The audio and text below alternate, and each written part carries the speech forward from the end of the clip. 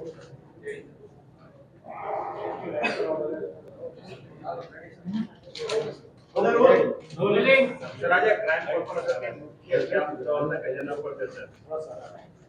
આપણે અમદાવાદમાં ઇન્સ્પેક્ટર અને ઉપરી અધિકારીના તમામના ક્રાઇમ કોન્ફરન્સ લેવામાં આવી રહી છે.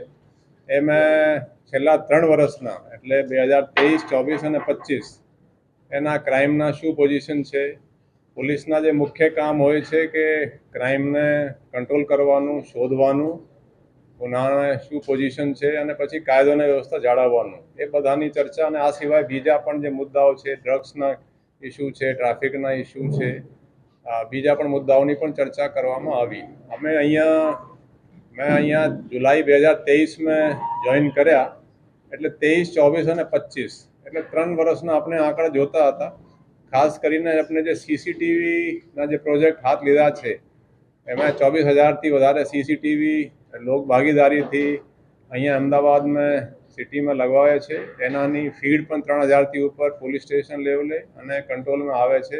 એમાં ડિટેક્શનમાં શું ફેરફાર થયા છે, આ બધી ચર્ચા કરવામાં આવી.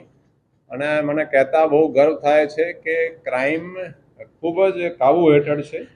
હું તમને આંકડાકીય અગર બતાવીએ, શરીર સંબંધી ગુનાઓ જેમાં ખૂનની કોશિશ અને મારામારી વગેરે તમામ આવે છે, એ 2023માં 2,167 હતા, પછી 24માં 1,925 અને 25માં 1,705 રહી ગયા. એટલે જોઈએ તો 23થી 25માં 21.3% ઘટાડો થયો છે. એવી જ રીતે ધાડ, લૂંટ, ઘરફોડ, ચોરીઓ તમામ જે મિલકત સંબંધી જે ગુનાઓ છે એ 2023માં 5,622 હતા, પછી 2024માં 4,278 રહ્યા, પછી 2025માં 3,807 રહ્યા. એટલે એમાં પણ 32.2% ઘટાડો છે મિલકત સંબંધી ગુનાઓમાં. ઠગાઈ અને વિશ્વાસઘાત, એમાં જે આર્થિક ગુનાઓ છે એ થોડું વધ્યા છે. એ 2023માં 511 હતા, પછી 24માં 656 થયા, પછી 2025માં 753.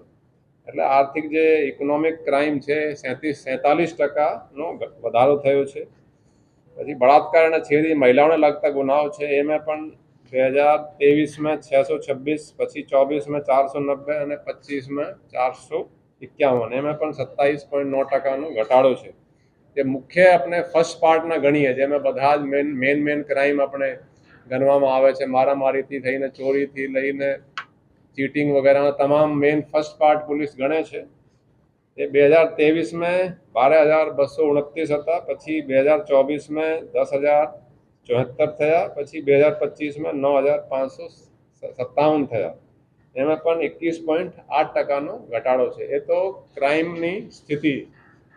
જે ડિટેક્શનની આપણે જોઈએ તો એમાં પણ બહુ મોટા આપણે કામયાબી રહી છે. ડિટેક્શનમાં જैसे ખૂનની કોશિશ વગેરે તો 100% ડિટેક્ટ સામાન્ય રીતે હોય છે, પણ જે શરીર સંબંધી ગુનાઓ છે એ 2023માં 98.6, 24માં 99.2 અને હવે 99.7%. એટલે એમાં 1.15% વધારો છે બોડી ઓફેન્સીસ. અને જે પ્રોપર્ટી ઓફેન્સ છે, ધાડ, લૂંટ, ઘરફોડ, ચોરી વગેરે તમામ મિલાવીને 23માં 36.8%, પછી 24માં ડિટેક્શનની ટકાવારી શોધવાની 38% હતી અને 25માં 47.7%. એટલે 23થી ગણીએ તો એમાં તમામ મિલકત સંબંધી ગુનાઓમાં 10.8%નો વધારો થયો છે. હવે પહેલાં ચોરીઓ થતી હતી, ચાહે વાહન ચોરી હોય કે ઘરફોડ ચોરીઓ હોય, એ ડિટેક્શન ઓછી હતી અને એના મુખ્ય ફાળો આપ તમામ જે અમદાવાદના જે લોકોએ સહયોગ આપ્યા સીસીટીવી લગાડવામાં, એમાં આપણે મોટી સફળતા હું એમને ગણું છું. પછી સુપરવિઝન પણ આપણે કડક કર્યા છે.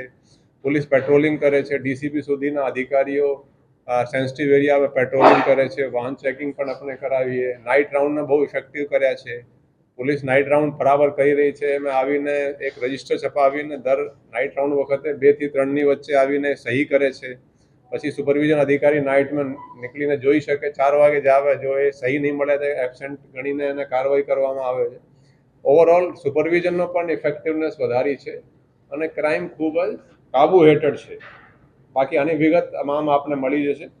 તડીપારના જે કેસો આપણે જોયા એ તડીપાર પહેલાં 23માં 136, 24માં 152 અને 25માં 259. એમાં પણ 90% વધારે તડીપારના કેસો મૂક્યા અને પાસામાં 706 23માં હતા, પછી 24માં 953 અને 25માં 1109.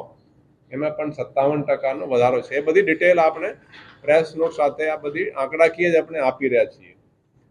એકંદરે આને લો એન્ડ ઓર્ડરમાં ગણીએ તો આપણે એ પણ ખૂબ જ કાબુ હેઠળ છે. આ મોટા મોટા ઓપરેશન્સ પોલીસે કર્યા છે. ચંડોલા તલાવના આપ જાણી શકો કે કોઈ ઇસ્યુ વગેરે આપણે સ્મૂથલી થઈ ગયા. એટલે હું કહી શકું કે મને 2.5 વર્ષથી વધારે સમય અહીંયા થઈ ચૂક્યો છે અને ક્રાઇમ પણ કાબુ હેઠળ છે અને કાયદો અને વ્યવસ્થા પણ ખૂબ જ કાબુ હેઠળ છે. સર, સાયબર ક્રાઇમ અને ટ્રાફિકની સમસ્યા વધારે છે, એને નિવારવા માટે શું કરવું? સાયબર ક્રાઇમની સંખ્યા પણ વધી છે, એ પણ આંકડામાં છે અને ટ્રાફિકના ઇસ્યુ પણ વધ્યા છે. ટ્રાફિકના ઇસ્યુ ખાસ કરીને અહીંયા સુભાષ બ્રિજ બંધ થયા પછી થોડા મ્યુનિસિપલ કોર્પોરેશનના કામો પણ થોડું ચાલે છે, એના પણ એક કારણ છે. પણ આપણે ટ્રાફિક બ્રિગેડની પણ રિક્રુટમેન્ટ પ્રોસેસ પૂરી થઈ છે. અમે 650 જેટલા ટ્રાફિકના જે બ્રિગેડના જવાનો છે એ આપણને જોઈન કરશે. એમાં લગભગ 450 ટ્રેનિંગ પૂરી કરીને જોઈન પણ કરી લીધા છે અને બાકી જે નહીં આવ્યા એની પછી બીજી એ રીતે ટ્રેનિંગ ચાલી રહી છે. તો અમને પોલીસ પણ થોડી વધારે મૂકી છે. તો ટ્રાફિકના માટે આપણે એની હાજરી સુનિશ્ચિત કરવા માટે એની એપ પણ એક તૈયાર નવી કરાવેલી હતી. એટલે આમ પોલીસ તો બહુ મહેનત કરી રહી છે, પણ લોકો પણ એ પબ્લિક ટ્રાન્સપોર્ટ વધારે ઉપયોગ કરે. કેમ કે અત્યારે પહેલાં એક ઘરમાં એક જ ગાડી માંડ મોટરસાઇકલો રહેતી હતી. હવે 4 ગાડીઓ રાખે છે અને 2 હસબન્ડ વાઈફ અને બાળકો. એટલે ગાડીઓનું પ્રમાણ વધી ગયું છે, સંખ્યા વધી ગઈ છે. એટલે આપણે થોડી ટ્રાફિકના ઇસ્યુ છે, પણ આપણે એને નિવારવા માટે અધિકારીઓ પણ સિનિયર રોડ ઉપર રહે, ડીસીપી સુધીના અધિકારીઓ અત્યારે રોડ ઉપર રહે છે, એ પણ સૂચનાઓ આપી છે.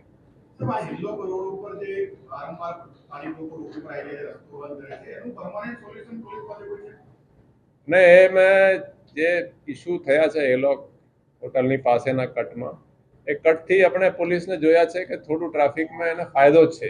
વચ્ચે ઘણા બધા કટો હતા. પહેલાં નિર્માને ત્યાં એસજી હાઈવે ઉપર પણ હતા, એમાં પણ એક્સિડન્ટ થતા હતા, મૃત્યુ પણ થતી હતી. આપણે મૃત્યુના આંકડા પણ રોડ એક્સિડન્ટમાં ઘટ્યા છે. એના કારણ એ પણ છે કે ઘણા બધા કટો જે અનનેસેસરી કટો હતા, એવો ને કોઈ ઇમ્પોર્ટન્ટ માણસ હોય, કોઈના હોટલ હોય, કોઈના બીજા કોઈ પેટ્રોલ પંપ એના આગે એમ કટ થતા હતા, એ આપણે થોડા અમુક બંધ કરાયા છે. તો એ કટ બંધ થવાથી થોડું ટ્રાફિકને ફાયદો થયો છે અને જે લોકો આ કરી રહ્યા છે એના વિરુદ્ધ આપણે ગઈકાલે ગુના પણ નોંધ્યા છે અને અમે પોલીસ કાયદેસરની કાર્યવાહી કરશે.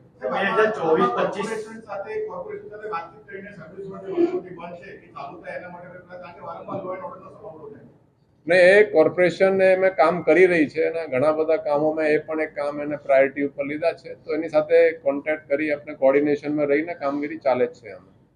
સર, લગભગ છેલ્લા 6 મહિનાથી 3 વાર અલગ અલગ સ્કૂલને બોમ્બ ફૂટવાની તકલીફ થઈ છે. આગળના સમયમાં એક્ઝામ પણ આવી રહી છે, બોર્ડની એક્ઝામ.